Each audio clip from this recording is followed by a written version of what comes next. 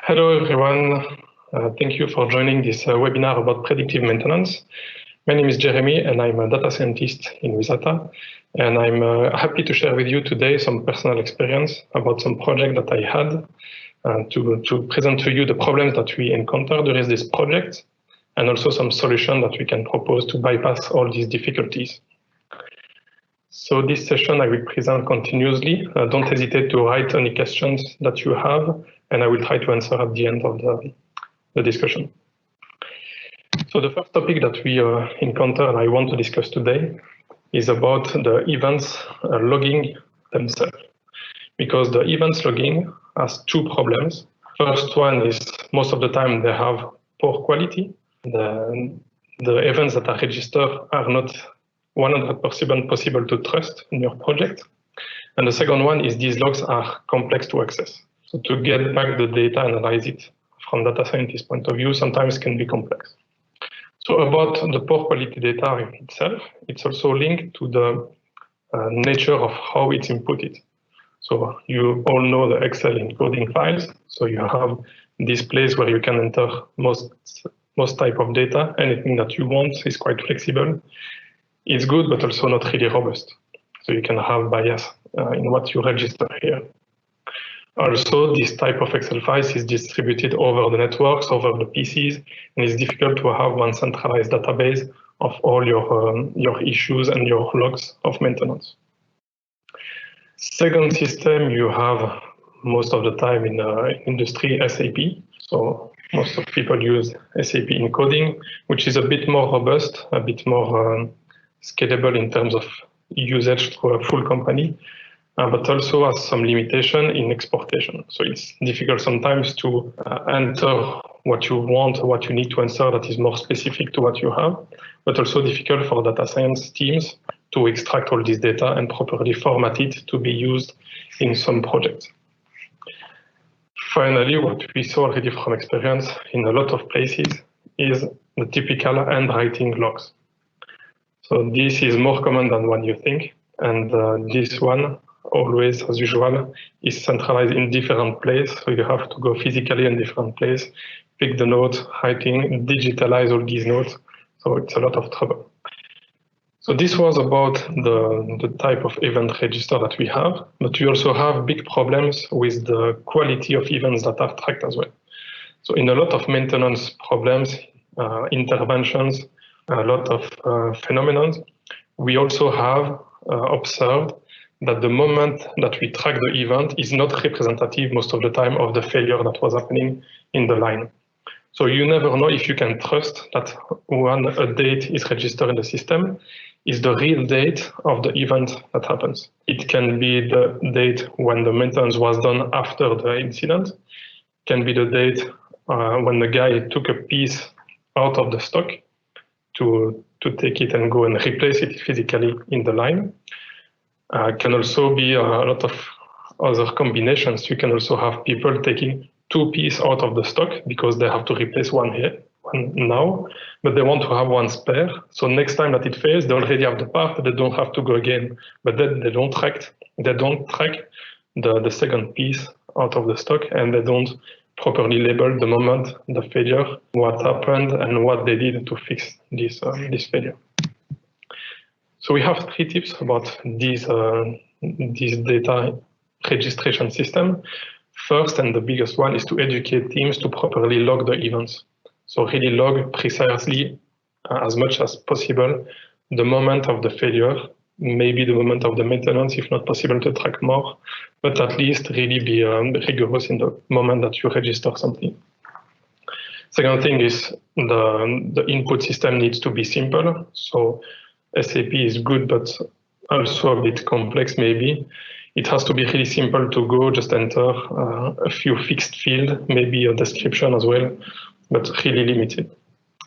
And finally, and the most important, is also to centralize all these sources, so you don't have to go all over the place to get all these data that you can use and extract for your project.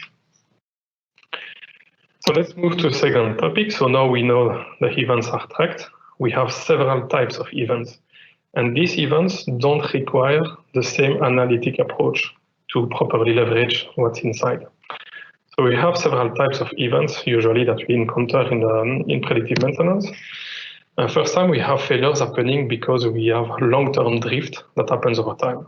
So you have a situation that is more or less normal over time, and then at one point it starts to drift from all these normal values up to a point that is so far from normal values that you have a complete failure of the system. So to take this into account, you need to have a long time frame, rolling Windows time frame, to be able to detect that you have drifts happening over time and properly label the data and to show to your data modeling that this is a long-term drift that needs to be taken into account.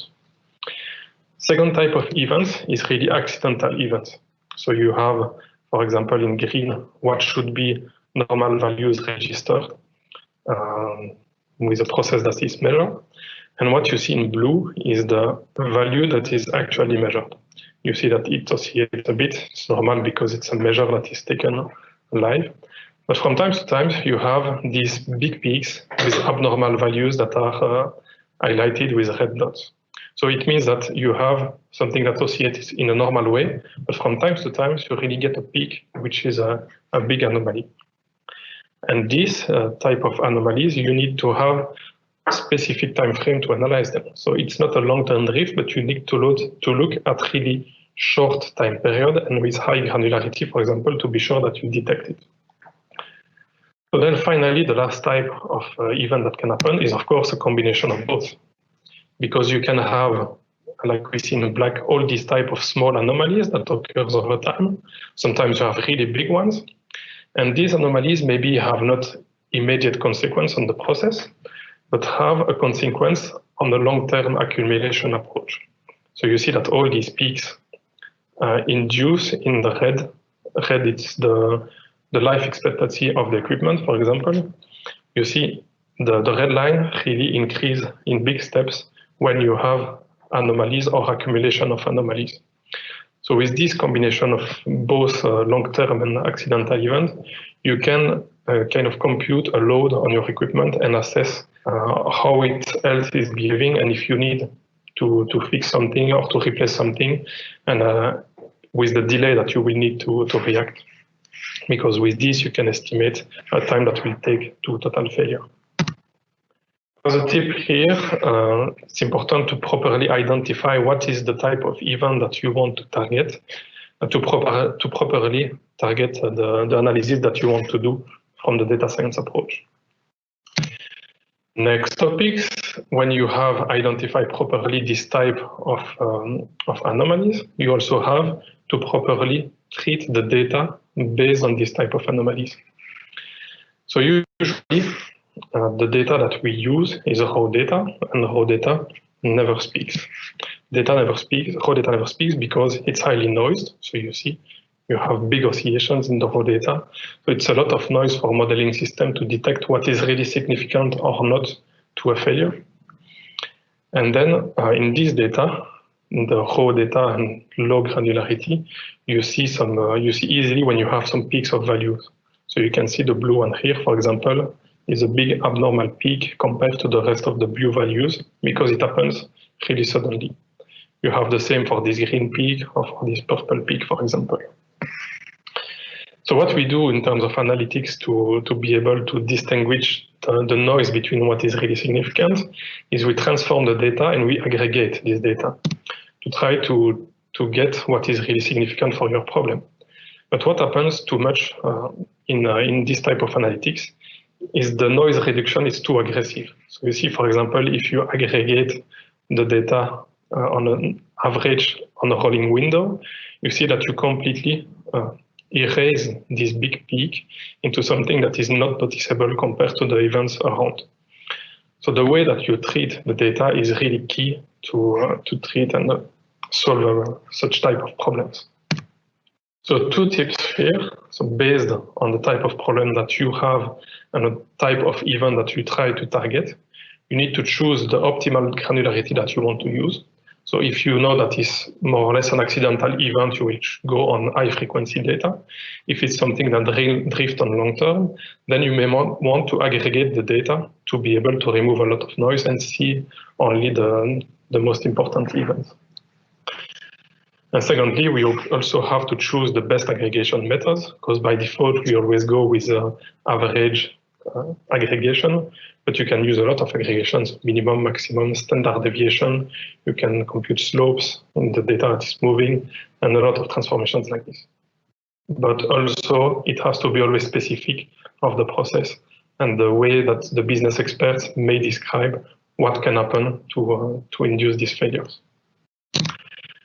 Also, a remark that I want to do here is about the events granularity themselves, because events happen on the can happen really quickly or frequently, but some events can happen maybe once in 5 years. And for these events, it might be complex to get some data that is significant of what happened to really define a system that will predict in live if this drift happen. If you have one event that is really specific, and of course you train a model with it, it will work properly. But most of the time is not the case, and you need at least several events. And of course, the more the better in this case. Also, why it's important to track all of these events properly with the correct logging systems. And then final topic, and also a really important one, process data is not machine's health data. It means that what we have most of the time as data available in industry is data that is there to measure that the process is behaving correctly. So you have measure of temperature, of pressure, flow, and so on. But you always have to keep in mind that these measures are always there to help the process to be controlled in proper conditions.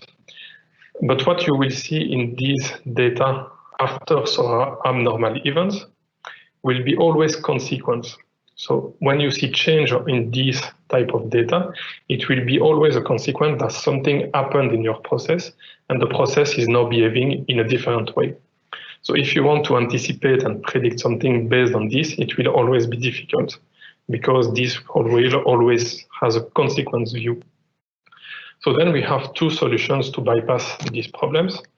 First one is if you have only this type of data available, try to extract some more smart information from this process data.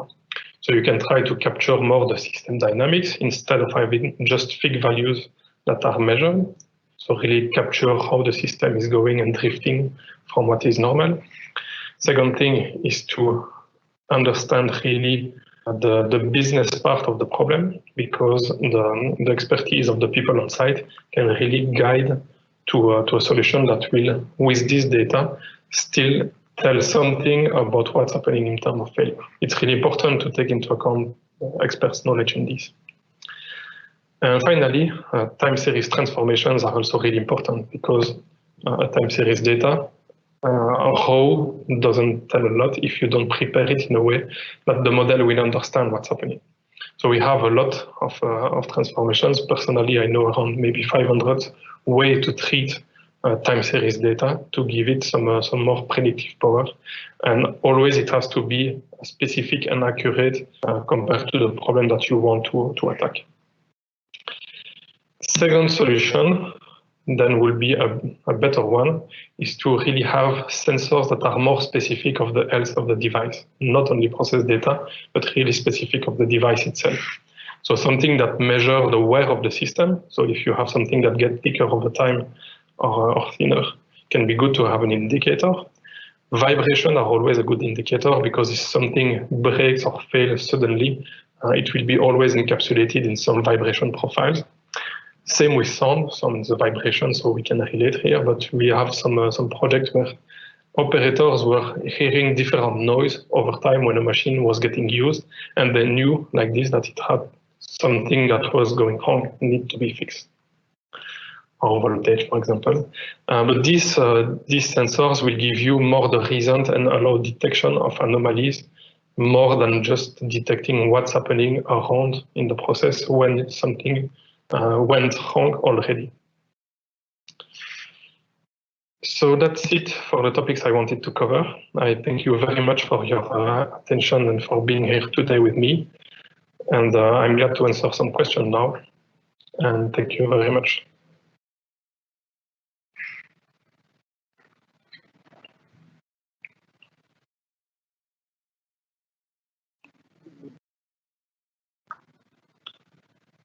So I see some questions here.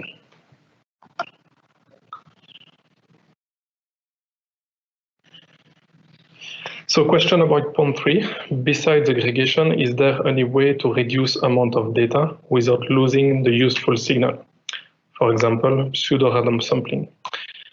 Okay, so the problem with pseudo-random sampling would be that you more or less have to know what you do to filter the data. And it means that you will focus on specific parts of the time series data that you know there is something that happened. So it's good because you can maximize difference and optimize the way that the model will be able to detect and anticipate things relating to this. But it's also biasing the system. So doing this, you may lose some key information as well. So it's always a game of compromise. For experience, that's always what's happening in every level of this analytics.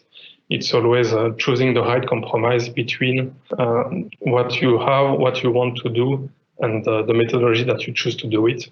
Always considering that the model that you fit at the end will give you the performance of what you do. But it's the easiest part of the process, fitting the model itself. The most tricky one is really to prepare the data and use all these techniques available that we have to maximize the potential of the model to recognize some pattern associated to failures. Hope it answered the questions. If you want to know more, don't hesitate to contact me, of course, later on. So we have a second question, how to know what data transformations to use when extracting new features. So that's a really interesting one. Basically, how we proceed with experience in Wizata is through a lot of discussions with the business experts team. We go to the line, we talk to the operators, we talk to process engineers, we talk to manager, we try to have different point of view and description of the event itself.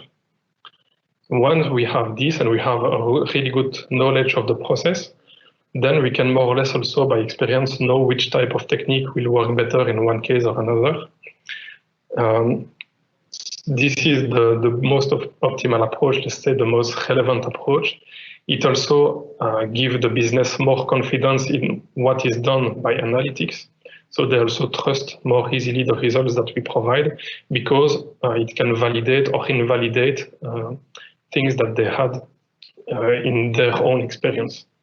So it's really a good way to move together on this project with them. Secondly, of course, we have the other approach, which is the brute force approach. We apply basically every type of transformations that we have and that we can imagine that would help and fit in this problem. The problem that we have usually in predictive maintenance is we have small number of occurrence of events. So you have a data set that is quite reduced. And if you apply this brute force approach, you generate a lot of new variables that you have to add in your data set. And then you get to the point that you have more variables, more observations that you have. And this is getting really complex for models to understand the patterns that are happening behind and what's happening. So the first approach is always the better. The second one can be used to discover new things because business persons maybe don't know everything that you can find from data. It's a good thing because you can bring new elements to them as well. But it's also dangerous to have an overfitting, a problem of fitting your model because of this too high number of variables in your process. Okay, so that's all for the questions that I see. Hope you enjoyed this time. I did. And thank you a lot again for attending and see you maybe next time.